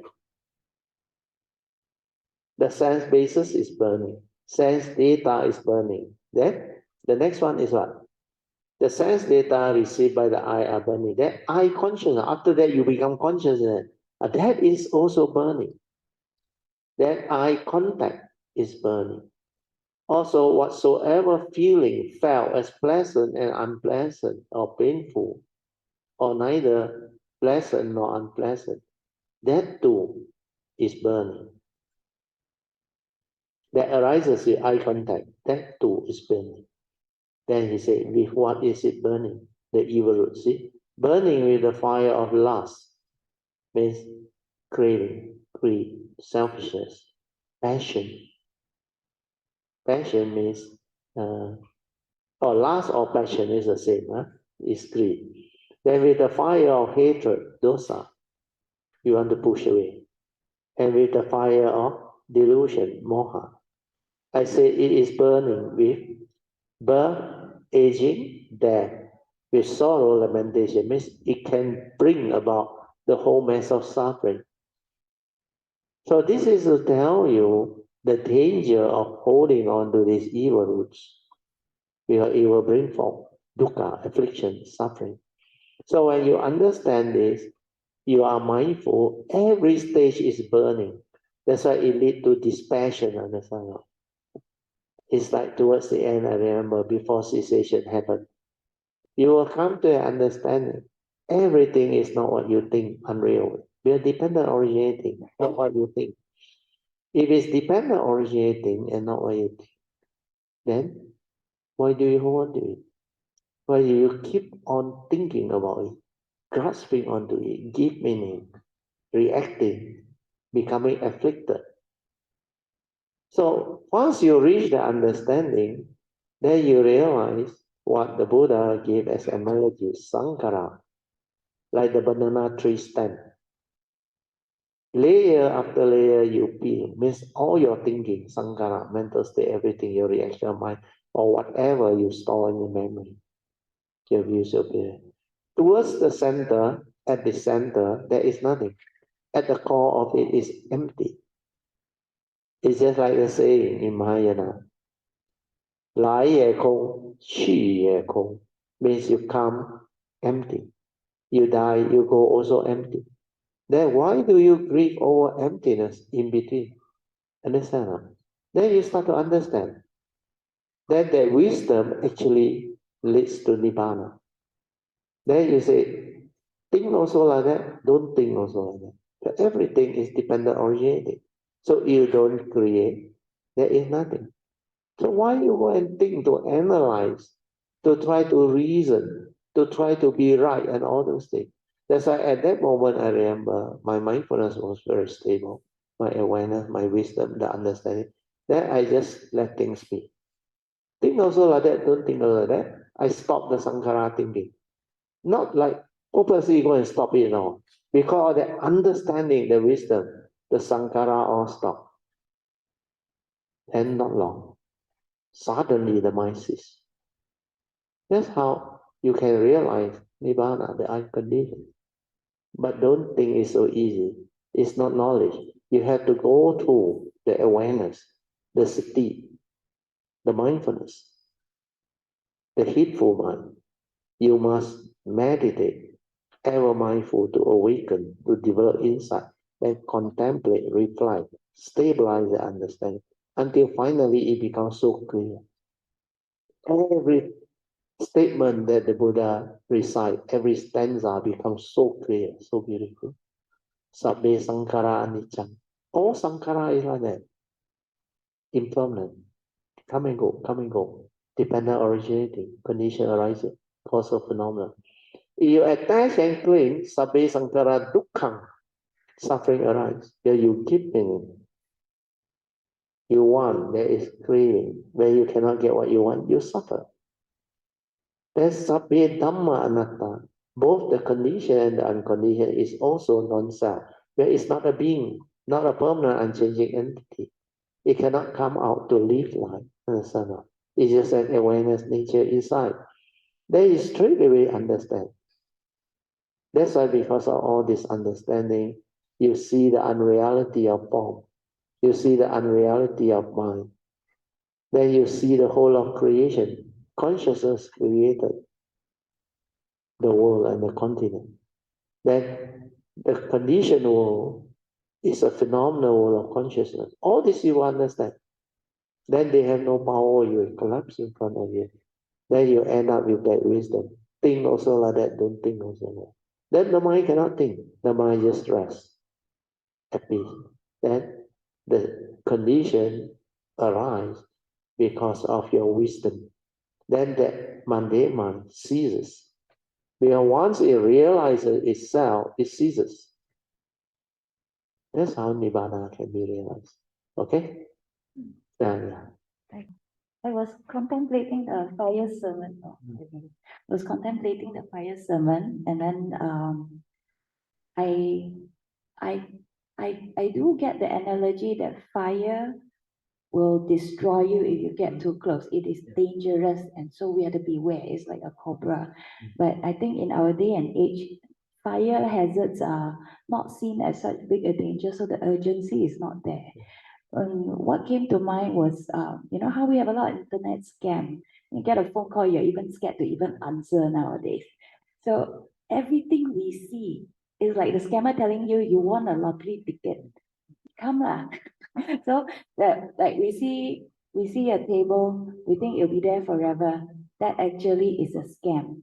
And we see our parents, we think they'll live forever. That is a scam. We see things that we own property that I have, like my car, my house, and then anything, my clothes, all these, the sense of belonging, just the paragraph, the page before, we say everything we own is not really belonging to us. It is fake because they are here only because of conditions, because of karmic affinity. Everything, people, our relationships and our prized possessions are only here because of karmic affinity. Anytime they never belong to us, and it's a scam for us to think that they belong to us, and it will drag us into a trap and make us suffer. So a scam everywhere. Our memory, things we see. Very good. Sadhu. Very good. Because they are not so real, not what you think, understand? Your loved one and all those things. Everything is just form a mind, phenomenon, dependent originating, condition arising, causal phenomenon. That's why each year you wake up, everything is conditioned. Okay, Manyan, continue. All these are repeated, so no need to read the whole thing. You just go to the next organ is the ear, the bhikkhu. I read better, easier. The ear, bhikkhu, is burning. Sound, sense data, all these are repeated. Then burning with what? Greed, hatred, and delusion. Then continue for the other senses. Then the Buddha repeat the same for all the other sense of consciousness as below.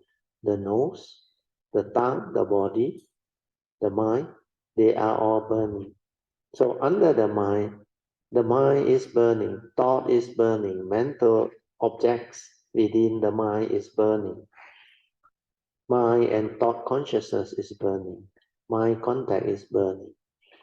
Also, whatever is felt as pleasant, unpleasant, neither pleasant nor unpleasant, that arise with mind contact, that too is burning. So again, repeat, what are they burning with? With what are they burning? Burning with the fire of greed, hatred, and delusion. Then, because of that, the whole mess of suffering.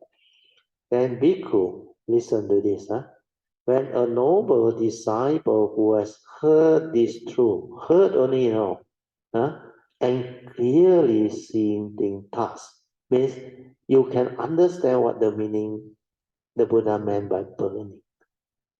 Yeah, like Sui said, everything is a scam. Whatever you see, you hear, the sense data come in. You're not careful, the paticca samuppada pop, you end up in suffering. So, bhikkhu, when a noble disciple, Aryan disciple means enlightened disciple, who has heard this truth and clearly seeing things thus, what happened? Like I said, you're not interested already. Understand? Think also like that, don't think also like that. Then it cannot lure you, understand? But you know how to live like. He becomes wary of the eye, wary of visual form, wary of eye, or seeing consciousness, wary of eye contact, wary of whatsoever is felt as pleasant, unpleasant, and neither pleasant that arises with eye contact. Then he repeat for the other senses. He become wary of even mind, wary of thought, etc., etc. So in this way, he become free of passion, greed, and he become aware of feeling. With insight, knowledge, and wisdom, he knows there is no more rebirth, means Arahant already. That the holy light is his, and he has done all that should be done. These were the Buddha's, the Blessed One's word. When he spoke to the bhikkhu thus, the whole congregation of 1,000 over bhikkhu rejoiced and approved of his word and attained liberation from the asava. Asava means strong defilement. Through clinging no more, and their heart was completely free. So this is how you can develop the understanding, and the mind become very different. That's why that disenchantment of everything will happen. Then it has no more power over you. So this is how the fire sermon can be so powerful. Note from another commentary. There's another commentary that use different word. Bhikkhu, form is burning, feeling is burning, perception is burning, volition, formation are burning, and consciousness is burning. Seeing thus, the instructed noble disciple experienced vary towards form, feeling, perception, volitional formation, and consciousness through dispassion. See, dispassion or disenchantment, and this mind is liberated. So the ensuing text reveal that all means sabbe, refer to the 6 internal sense spaces, or they call ayatana. So there is name, the eye, the ear, the nose, the tongue, the body, and mind. Then the 6 external senses are the sense data, visual form, sound, smell, taste, touch, and mental object. Consciousness vijnana contingent on this sense basis, depend on this condition, consciousness arise. By burning, aditta is meant the fire of passion, the fire of aversion, means greed, hatred, and delusion, the fire of delusion. So in Pali is raga jina, dosa jina, moha jina. The manifestation of suffering, birth, aging, death, sorrow, lamentation, pain, despair, and distress. Disenchanted, he become dispassionate. This one is good. Through dispassion, he is fully released. With full release, there is the understanding fully released. He discerned that birth is ended, the holy life fulfilled, the task done. There is nothing further for the world. So this one is very beautiful. Okay, Mayan, you continue. Part 3, Meditation. 3.1. Meditation consists of two parts. Meditation consists of two parts. First part is to train the mind to be heedful. Then the second part is to make use of this trained mind in heedfulness to live life and cultivate the Noble Eightfold Path with special emphasis on the four foundations of mindfulness. This mind that is trained listens to you, and if you want it to be silent within, it will just be silent within. If you want it to be aware of things, then it will do just that. Even if you want it to be at the moment of feeling, perception, activity of mind or consciousness, then it will just do that. That is, it listens to you. Heedfulness can only arise when the mind is trained. To be heedful, one must know how to silence one's mind to connect to one's true mind. The untrained mind is very heedless and it thinks a lot because of ignorance and delusion. Without this heedfulness developed, one is as if dead spiritually. As per Dhammapada verse 2.21. Since heedfulness is the path to the deathless, and the heedful do not die, so please do strive on with heedfulness. Let the deterred hearts note, okay. There are no short notes for Heart Sutra classes 30 and 31 because prior Theo's sharing was just based on a review of the Heart Sutra class 29 short notes. The 33rd Heart Sutra class and meditation class. Part 1, recapitulation and emphasis on the previous lesson. 1.1. Dhammapada verse 21. Heedfulness is the path to the deathless. Heedlessness is the path to the death. The heedful do not die. The heedless are as if dead spiritually. One only needs to be heedful, then one is destined for enlightenment. Therefore, one must make strong determination to be heedful. To know who you are and what you are is very important. Is this human being or the five aggregates of form and mind really what you are? How do you know the world? And how do you interact with the world? It is the senses that enable us to interact with the world via mind or mental consciousness. This is a very important understanding. Sakkayaditthi self-delusion is a very powerful delusion because during every moment of sense door consciousness, like seeing, hearing, and thinking, etc., the personality and egoic mind will arise if there is Sakkayaditthi. Then one will try to own and possess things. This is how selfishness, which is an evil root, arises. Similarly, because of the ego, one can also become jealous, angry, emotional, and fearful. And these are the other two evil roots of hatred and delusion. As they are the roots of all evil, this is the reason why when things do not go your way, and when you cannot get what you desire or want, you can become very unhappy, and you can also get angry and become emotional too. When confronted with the first noble truths, realities, especially health problems and separation problems, the thought will project into the past and the future to condition your fear, worry, anxiety, and sadness, unhappiness, etc., leading to one's suffering. See that it is just a thought, not a reality at all. So how come it has such power to torment you and cause you so much suffering? This is wrong view conditioned by a delusion to grasp and cling onto the so-called problem, hence causing your fear, worry, and anxiety, etc. Do see its impermanent characteristics and anatta nature, i.e. it is just a thought which comes and goes, and it has no power over you if you are not deluded by it. Part 2, Heart Sutra, Lesson 33, the emptiness of the 18 fields, page 80 to 83. 2.1, the Dhamma are only word, concepts, and skillful means. Ultimate Nirvana. When you have wisdom, you do not cling to the Dhamma. The Dhamma are only words, concept, and skillful means pointing towards the truth, as likened to the finger pointing to the moon.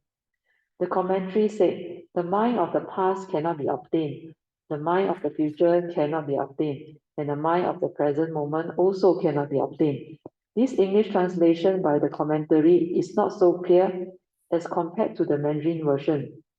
In Mandarin, it is 过去心不可得 meaning the mind of the past is already gone, so it is no more a reality, i.e., you cannot hold on to it or have it anymore. Similarly, the future has yet to come, so it is also not a reality. The moment is the only reality in life, and moment to moment, life passes by. What are you doing? Are you mindful of the moment, truly living life? Or are you too busy thinking, planning, and worrying about life? So heedless, so much so you are totally miss out on life. To be with the moment, to experience all of the wonders and beauty of life without any fear, worry, and anxiety is truly living life. The present moment may be the highest in life, but in order to transcend life, one must also transcend even the moment. This is because the moment passes by so fast, and it is also not a reality in that sense. There is split second, it is dead and gone. This moment, then the next moment, and the next moment. Only a stream of unending moments of thoughts, rising and falling. See this clearly and free your mind. Only consciousness and thoughts arising and passing away, implying it is nothing substantial and not so real. This is the reason why the Buddha said, mind is the forerunner of all things. Mind is chief. And when mind arises, everything comes to be, and mind make our day. So if one acts, speaks, and thinks with a heedless or unwholesome mind that has the evil roots of greed, hatred, and delusion, suffering will follow one like the dew that follows the hoof. Hence, the reason why the Surangama Sutra states that perception of form is consciousness, whereas its non-perception is wisdom. The first seeing refers to mundane seeing via the condition arising mundane mind, whereas the second seeing refers to the direct seeing via the true mind, which is beyond thought and beyond mind, the mundane mind. When cultivating the Buddha Dharma, one must be diligent to do it continuously with full determination in order to be successful, and one must not be complacent. A good analogy is of the primitive man making a fire by rubbing a stick against the rock to spark off the fire. One must not stop halfway before the spark can trigger off the fire. Hence, heedfulness must be stabilized and sustained until one is ever mindful. Part 3, Meditation, 3.1. Why do I experience heat during meditation? Question 1. Why do I experience heat which comes and goes during meditation? Brother Teo answered, whether heat arises or not is not so important, because the main purpose and intent of meditation is to train the mind in heedfulness first. That is, to be in a stable state of relaxed inner awareness or mindfulness first. Then only can one meditate. Heat can be due to the environment that you are in or due to your yin and yang imbalance within your body. The key thing is just to be in a state of relaxed inner awareness, to be aware of everything that is arising and passing away during meditation. Just maintain a silent passive awareness. Don't try to know. The understanding will come by itself via an awakening and not via thinking. 3.2. Heedful and mindful during meditation but heedless in the midst of life. Question 2. I can be very heedful and mindful when I am here doing meditation in a very conducive environment. But when I am in the midst of life, I can be very heedless. When I am in a very negative environment situation, I can become deluded very fast. Then I start to blame myself and get angry with myself. Why? Brother Teo answered, this is normal. When you are in this present, tranquil, meditative environment, you will be naturally more peaceful and heedful. Everything appears very smooth sailing because it is a conditioned environment or state of mind with no negativity to stir and test you. But when you are in the midst of life, you are usually less heedful. So when you are with someone that you don't like or a weird and difficult person, then you are tested. During these moments, if you have yet to develop the wisdom needed to calm yourself down, then it is very likely that you will become unhappy via your heedless reaction to what they say and what they do. You will have to learn to confront or face all these negativities and difficult life situations with wisdom to free your mind. That's why you must investigate into all this. That is, how your reactions to sense experience conditioned by your delusion develop into very strong habitual tendencies without you even becoming aware of them. Habitual tendencies born of delusion are difficult to change or correct overnight. Silence your mind to investigate into their original factors so that you origination factors so that you can later retrospectively reverse it via wisdom after you have contemplated deep into it. That is, how this anger or fear arises in your mind, and then inquire, are they real? Is angry or fear really what you are? Apart from these mental states that come and go, is there a nature within that is unmoving or unchanging? All these are part of meditation. Your problem lies in your inability to recognize the fact that you are not what you are thinking or mundane mind tells you via your Sakkayaditthi. Your true nature within is already perfect and without any negativity or discrimination and convention. So don't blame yourself for being so useless because you cling onto your form and mind, the so-called human being as the you, the I and me, hence the delusion.